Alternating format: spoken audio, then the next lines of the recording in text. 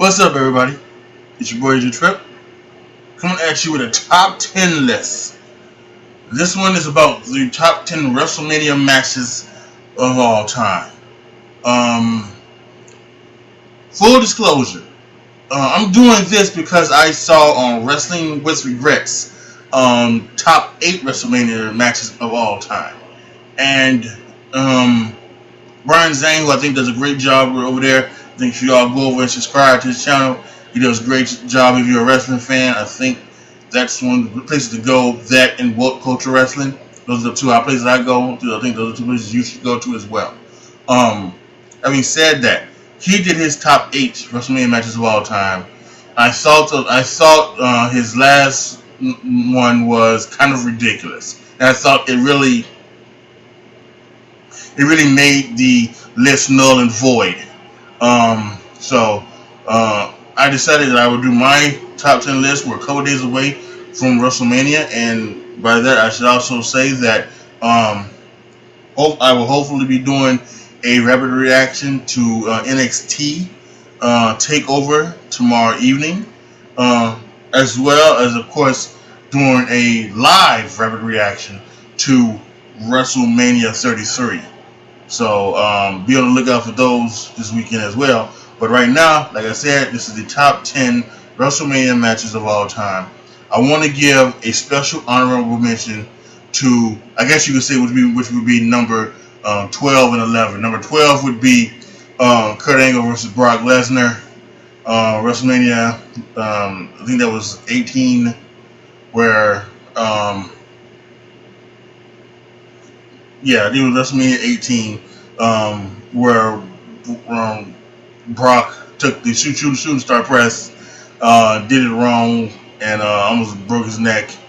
I think that was a pretty good match, and definitely want to give a shout out to going back to WrestleMania 17, the Icon versus Icon match between Hogan and Rock. And this one has always been like a source of contention, I think, between wrestling fans, because as we talking about wrestling as wrestling, it wasn't like a wrestling classic. It's not something that you would see on a DVD that would show you this is how you put on a wrestling technician course. You wouldn't look at this match and say, okay, so this is how you put on a 5-star technician classic. This is not how you do it. But I think, but with the crowd energy and the way they knew it and they felt it all weekend, they could see that it was going to be a pro Hogan crowd, even though he was the quote unquote heel, and they knew it, so they turned it around. They kind of had Rock do some of the heel stuff, and they had Hogan do his Hulk up and have him come back. So this was a classic. I think if you were to watch it now, I think it may take away some of the thing, because I fully admit, watching it live, I thought it was a 5-star classic. When I've gone back and watched it again on tape, I used to record the pay-per-views back in the day. Going back and watch it, even a couple weeks after, it kind of didn't live up to what you thought. Having that being said, I watched it live and I felt the energy. Through the television, and I felt what was going on. So I think, without question, I'm gonna have to give Hogan and Rock their due and have this be on the honorable mention as greatest matches of all time in WrestleMania history, just outside the top 10. So now we're gonna get into the top 10, and here is number 10 from WrestleMania 3: Ricky the Dragon Steamboat and Macho Man Randy Savage. Some people would say that this is the best match of all time, because what they were doing during that era was not seen. What they did was that they sped up the pace, and it was all fast action, and everything they did was crisp, and no botches and nothing like that. And some people will say that this was the greatest WrestleMania match of all time. I've seen it and I like it, and I think it's a very well done match. I just don't think it compares to a lot of the other 9 that are going ready to see on this list. So I'm giving it a spot of number 10.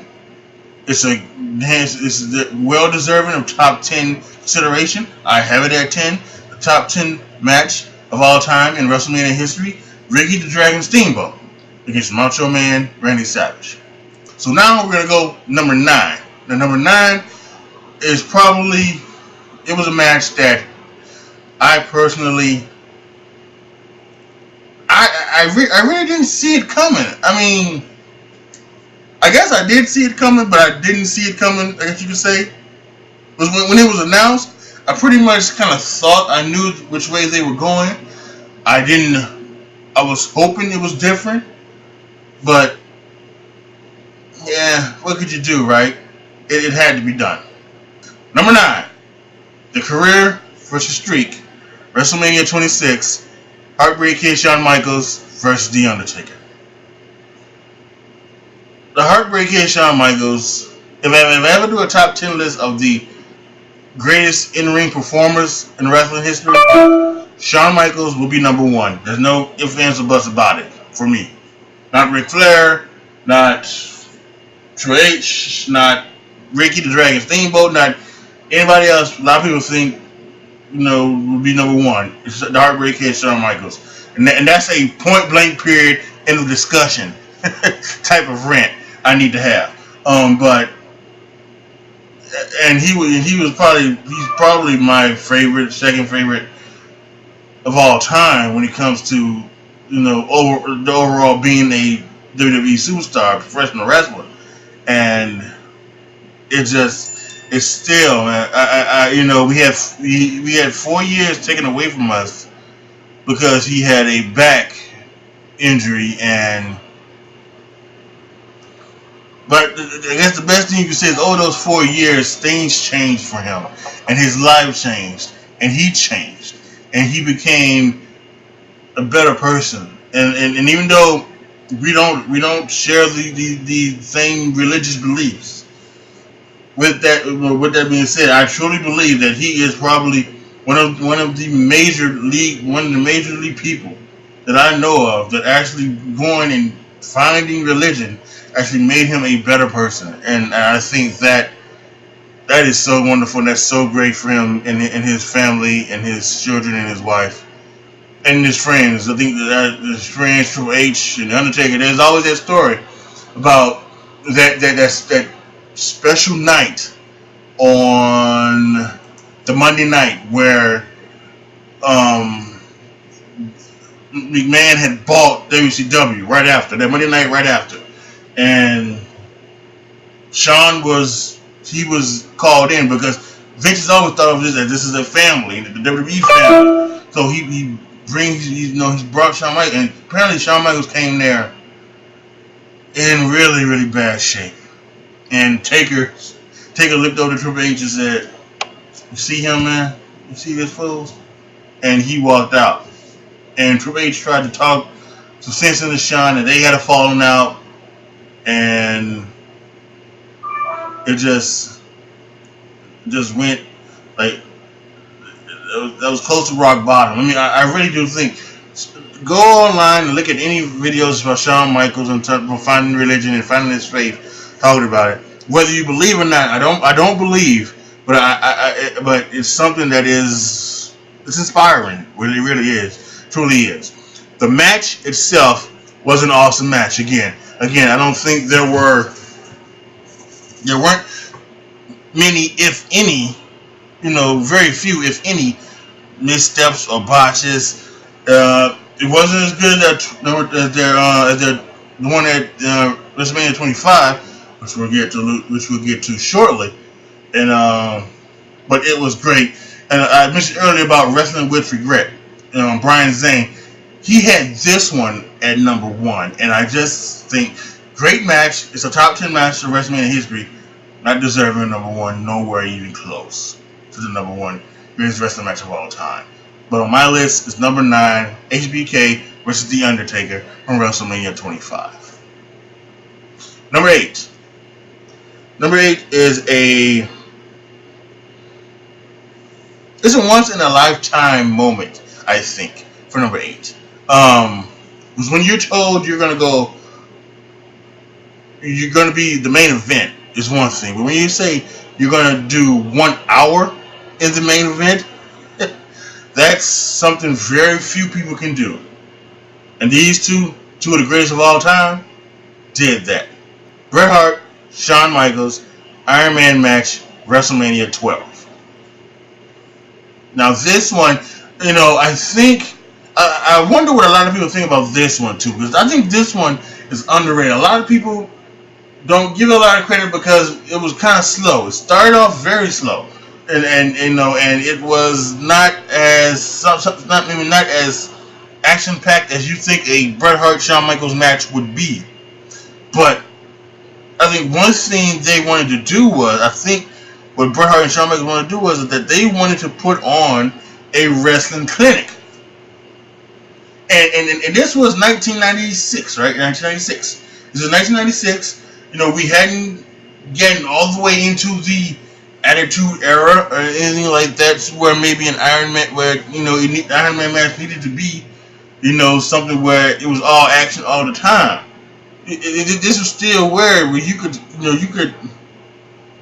do this type of match, this type of wrestling clinic, and not have to worry about boring chants or CM Punk chants or anything other chants than Michael Cole chants or JBL chant, because the crowd was getting bored. The crowd would sit and watch and enjoy. And I think what those two did in that match was fantastic. They did put on a wrestling clinic. I did like the way that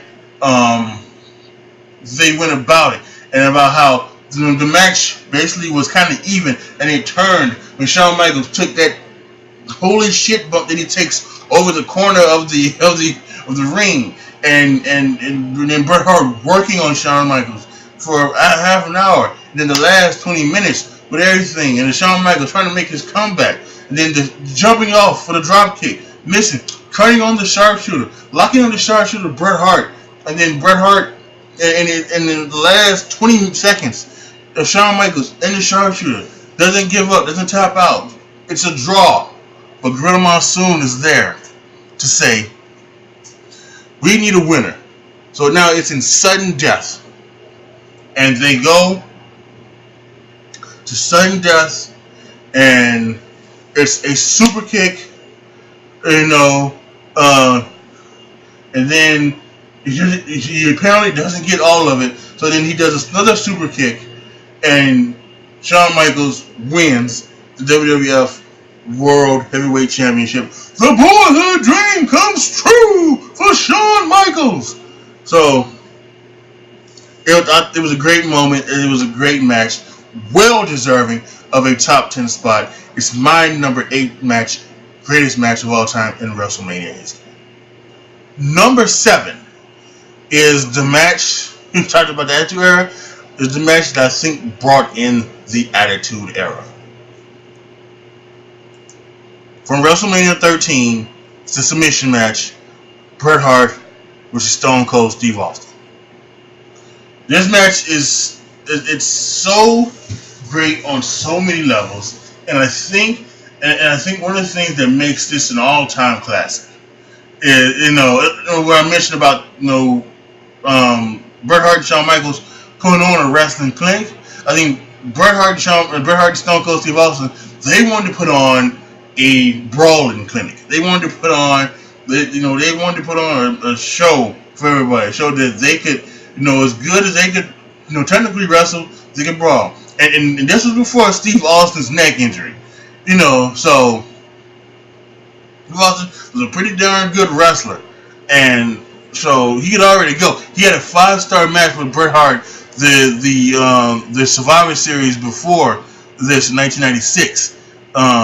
but it was a great match and great story told and everything like that. So I think it was no surprise that they came in here to WrestleMania 13 and put on a well executed match. And I think here's a little story maybe for those of y'all that don't know this. I saw this on the WWE Network when Vince McMahon was doing the Stone Cold podcast. You know, back then, just like now, blood was outlawed. It was kind of outlawed. So you couldn't, wrestlers were not allowed to, themselves to draw blood.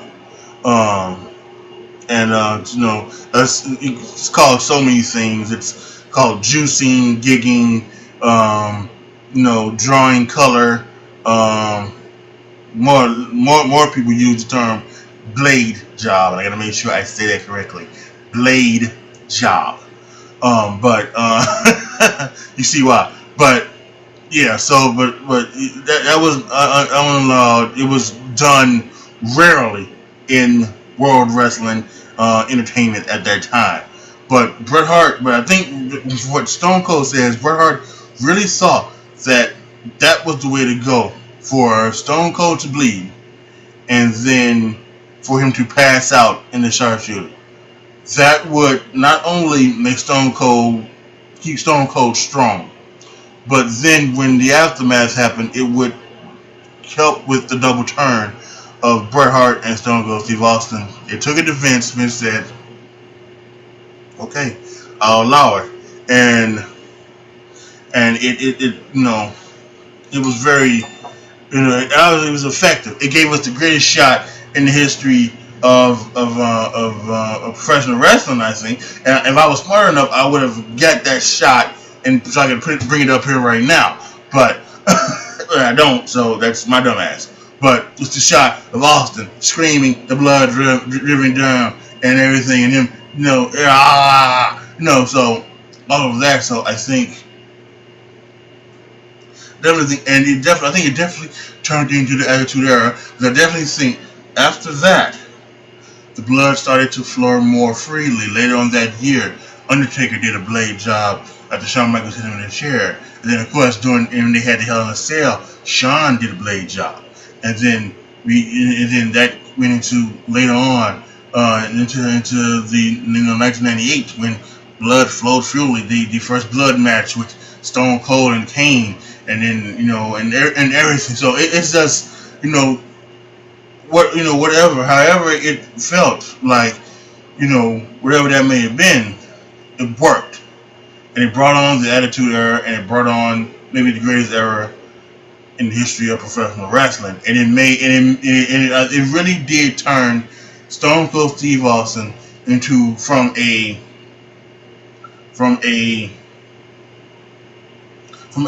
legit, from a legit badass to truly the toughest SOB in the WWF, the WWE has ever seen. So that was amazing. So number 7, Bret Hart, Steve Austin, the submission match from WrestleMania 13. Number 6, it's the first tag team ladder match in the history of WrestleMania. Now, some people may think, well, wait a minute, wasn't TLC 2 the first one? No, they had one the year before. It was a tag team match, tag team ladder match between the Dudley Boyz, the Hardy Boyz, and Christian and Edge. And this one was special. This one, as we know, what started was the September before this WrestleMania. It was the match between the Hardy Boyz and Edge and Christian. It was for the Terry Interventional Tournament, as Jerry Lawler liked to call it, the Big Tit, where it was like this bag of money. Which, you know what? I would like to see more ladder matches for bags of money. Why not, right? $100,000 in the suitcase, in the briefcase. Go get it, 8 people.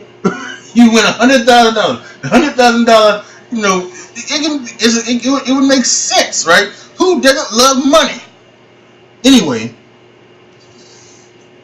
it was the No Mercy, and they had that ladder match, and it was so awesome and so epic that not only did they get a standing ovation that night, the next night on Raw when they came out, they got another standing ovation.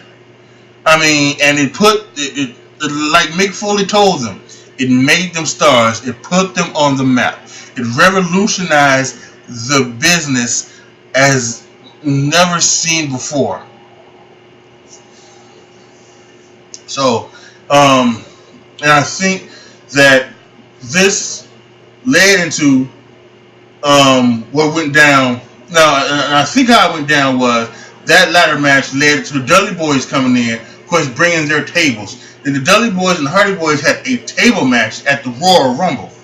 Then I think, so then, Edge and Christian got involved, and then they started to have, they started to get it all together, and then they made this triangle ladder match for that WrestleMania, and it was an epic one. Edge and Christian pretty much won every tag team ladder match, I think, except for one. And the one that they didn't win, that they were in, you'll never see again probably, because Chris Jericho and Chris Benoit won that one. And of course, they might never show it to you. You might be able to go back on the network and find it because it was on SmackDown.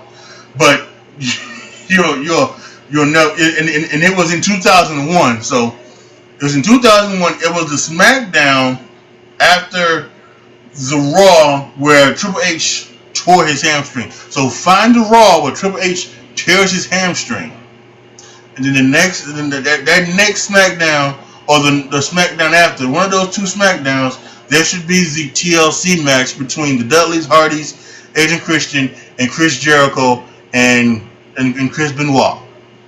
So that's that. Again, for this one, it was a lot better than the No Mercy match, a lot better than the Royal Rumble tables match. Brought the ladders into it, Edge and Christian won. They put a table on top to stand up and get the titles. It was excellent. But I think I mentioned it earlier. TLC 2 was actually better. And I think we'll see that coming up very shortly. However, my number 6 WrestleMania match of all time, the Triangle Ladder match, WrestleMania 16, Dudley's, Hardys, Edge, and Christian. Alright, so now you've done the bottom 5, right? So now we're getting to the top 5. The top 5 WrestleMania matches of all time. Let's get down. Number 5. I saw this one live too. This one was excellent. This was the ladder match from WrestleMania 10. Razor Ramon and Shawn Michaels. This was the first televised ladder match that WWE had. Now, apparently,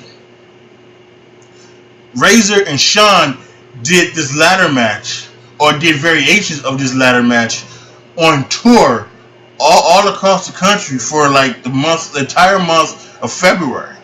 When they announced this match, to kind of practice it, to learn about it. So they did a lot of practice. So, and of course, they were a part of the clique. So it makes sense that they would go out with this ladder and have one of the greatest matches in WrestleMania history.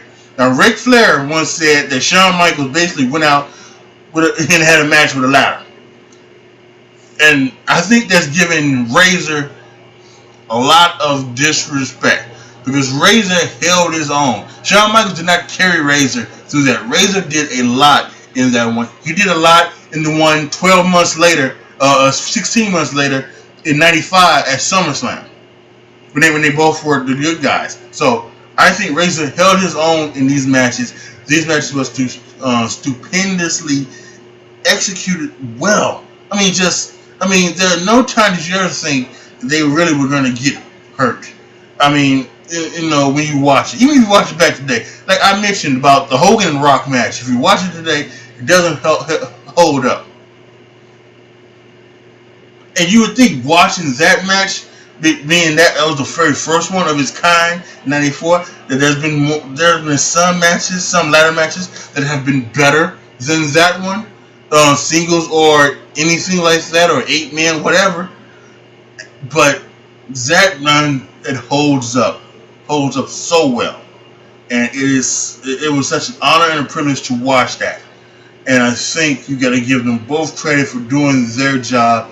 And they came up with some great spots that were safe, that were also, but they looked just woo. That you go, oh my goodness, just everything that just made a great match. There's no doubt about it.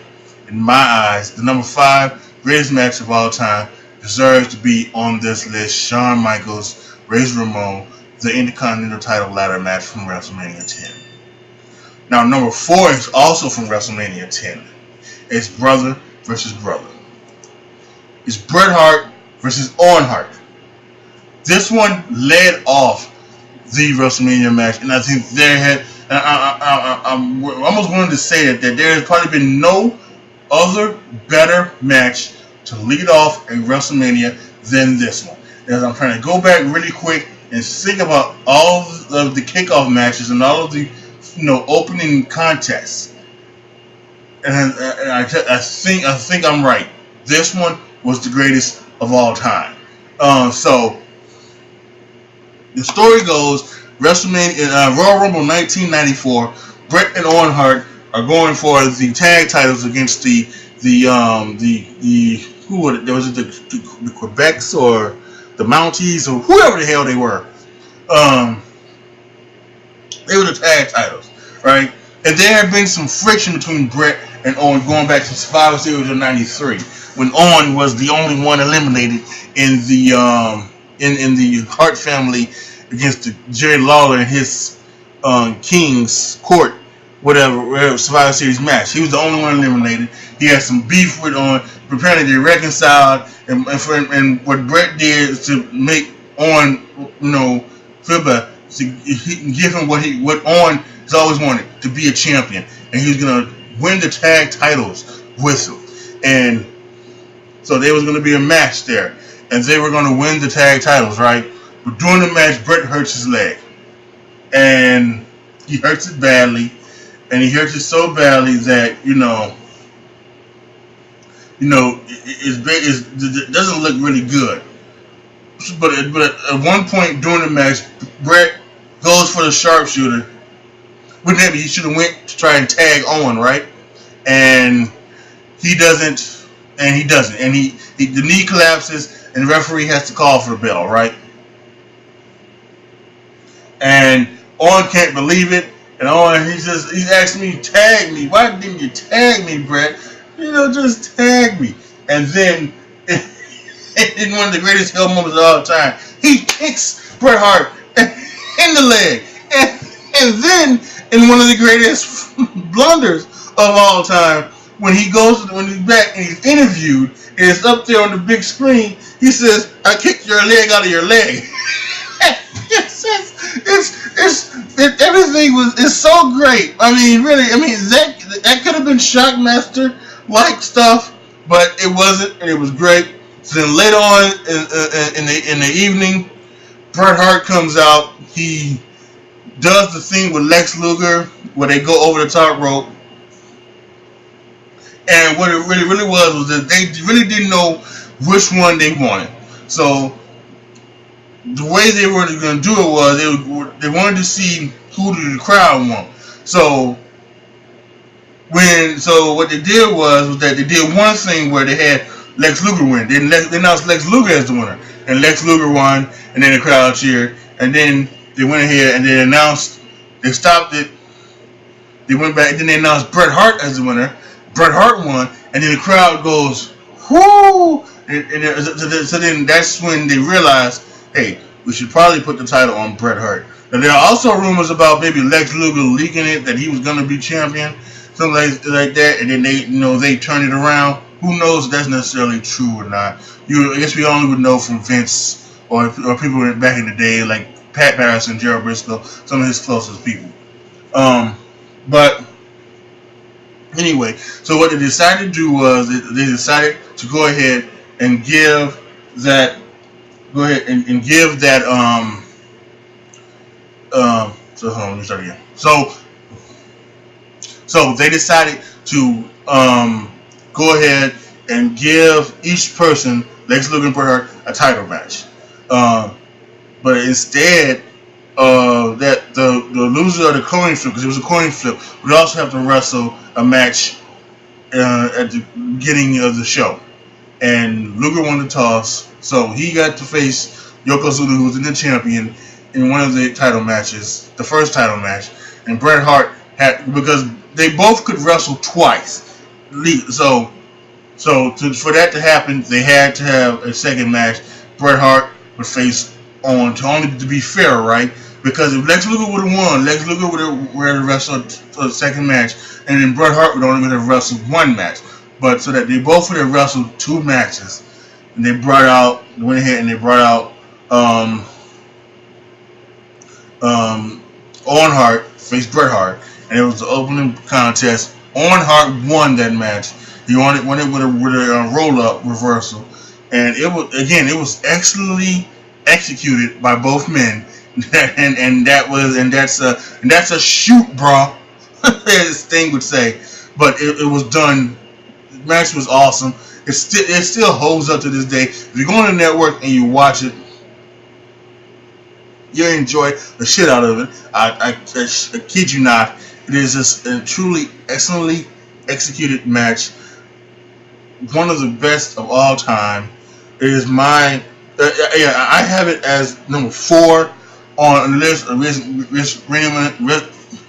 I have it as number 4 on my list of the greatest WrestleMania matches of all time.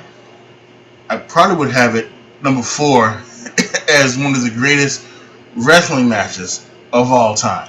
And listen, I've seen a lot of wrestling matches, so I would have to really go back down, sit down, and think about it. But it was that great of a match. So without question, number 4, Bret Hart, Owen Hart, greatest matches in WrestleMania history. Number 3, TLC 2. This was the one we were talking about, right? TLC 2. The next year, this is WrestleMania 17 now. And it's Ed and Christian, the Dudley Boyz, and the Hardy Boyz. Now, Ed and Christian won, like I said, they've won each and every one of these tag matches at WrestleMania. They won TLC 1 at the SummerSlam the year before. So, and at this point, they had also turned heel. I don't know if it was a double turn necessarily, but I do know that they did switch between the Dudley Boyz and the Hardy Boyz. The Dudley Boyz had been the bad guys; they've been the heels for since they became men, and then at some point, Agent Christian became the heels, and then Dudley Boyz became the faces. Hardy Boyz have been faces, of course, forever. So they went out and they had the excellent match. I think what set this one apart from the other ones was also they had their guys. ECW had kind of collapsed, and it had been bought out by Vince. So Spike Dudley, of course, would be the other half brother of Devon and Bubba. He came out. Asian Christian had Rhino, the former ECW champion, the longtime buddy of theirs. All three of them, in real life too, all three of them rode the roads in Canada and everything like that. So they were real friends, and that came out. Then, of course, Lita was put with the Hardy Boyz very early after they had done the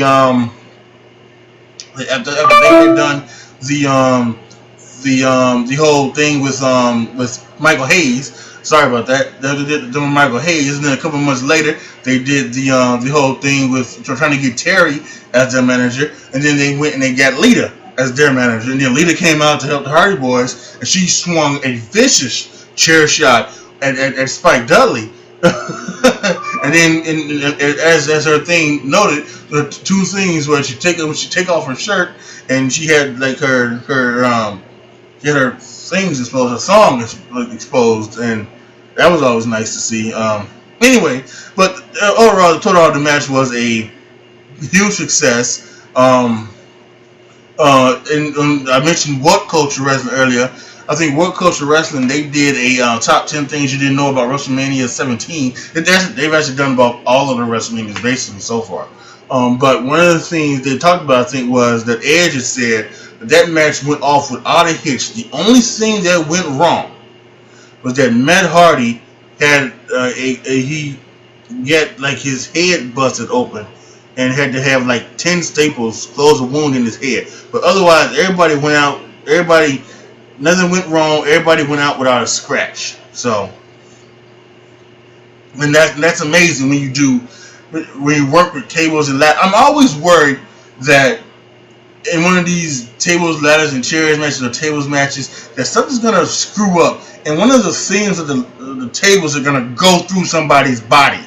And I don't want to see that, and I get upset when they go to the table to the outside and they don't take off the pencil. They throw away the other stuff, and they throw away the TVs and everything, the papers, but the pencils stay on there. The pencils, I don't want to think about it. Having said that, the number 3 all-time match in WrestleMania history is TLC 2 on WrestleMania 17. Hardy's, Edge and Christian, and the Dudley Boyz. No, we are down to our final 2. Are you guys thinking? And I know some of you out there are like, well, I know one, but what's the other one? What could the other one be? And I think some people do. Some people do forget this match.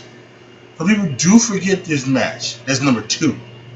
They all know number 1. I think you know what number 1 is. Hell, I'll tell you right now. Number 1 match is under HBK Taker from 25.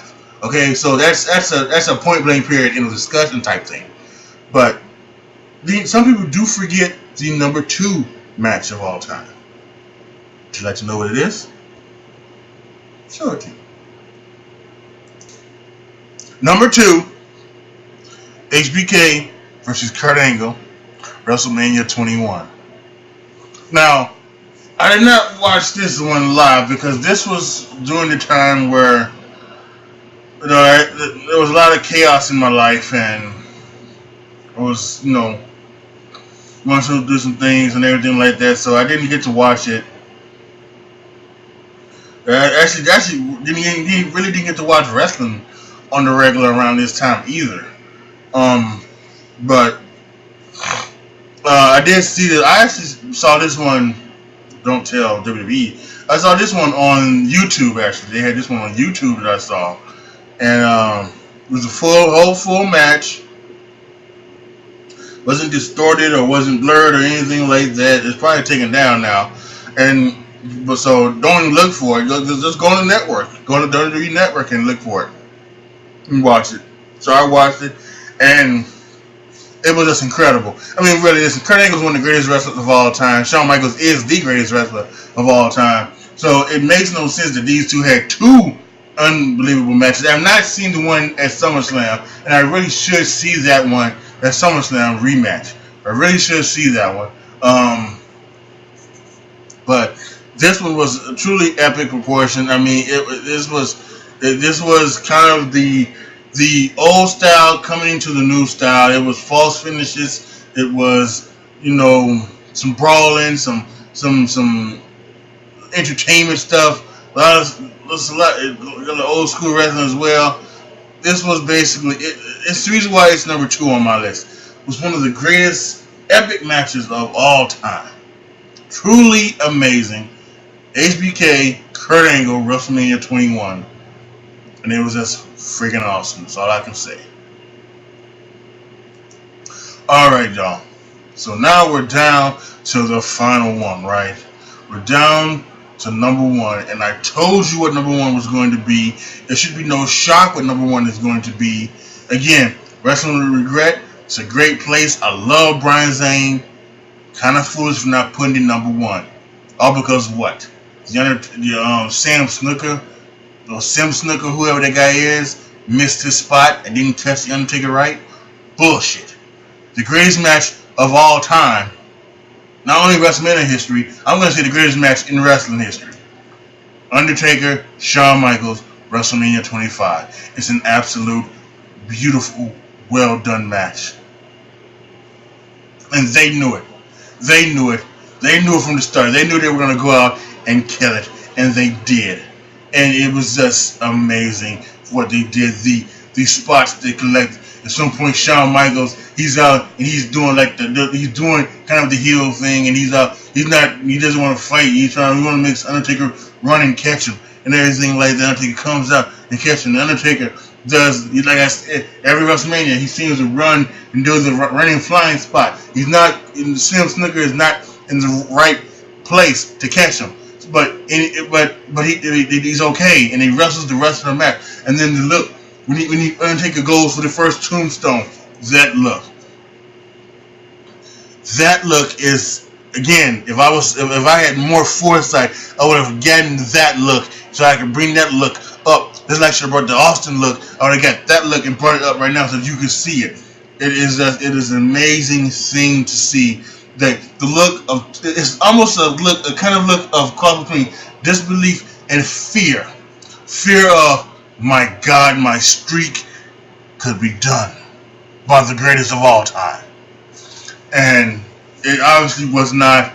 Shawn Michaels, he tried it all, he gave it his all, it just didn't work out. Undertaker won, kept the streak going, but it is truly just a thing of beauty. This thing will live on forever. The greatest match in WrestleMania history, without question. No arguments, point blank, period, end of discussion. Greatest match of all time. HBK, Undertaker, WrestleMania 25. Okay, so that's gonna be it for me right now. So please, if you guys have any thoughts, any comments, post them down below. Tell me what you think. Did you like this video? Did you like my list? Did I miss something? Do you disagree with some of my thoughts? And also, again, go over to Wrestling with Wregret. Subscribe, watch his top 8 list. Then come back and then watch my list, and then try to compare the two. See what you thought about it. Go over to What Culture. I don't think they've done a WrestleMania top 10 list of all time, but just go over there and subscribe to them as well. This is WrestleMania season. I think we got an NXT Takeover tomorrow. We got WrestleMania obviously Sunday. Let's find out as much.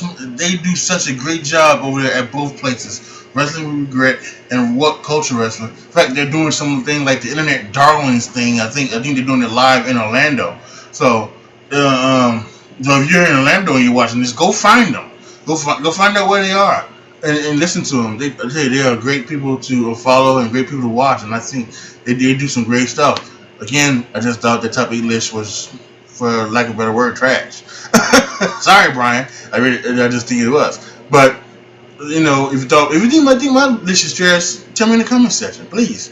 Let me know why. I'm willing to hear your thoughts and comments on all of these. If you like my video, please share it with all your family and friends. And most importantly, make sure you subscribe. You don't want to miss anything again. Again, if you're a big-time wrestling fan, I'm going to try to do a rapid reaction of NXT TakeOver tomorrow. And, of course, do a rapid reaction of WrestleMania 33 on Sunday live. So you don't want to miss that.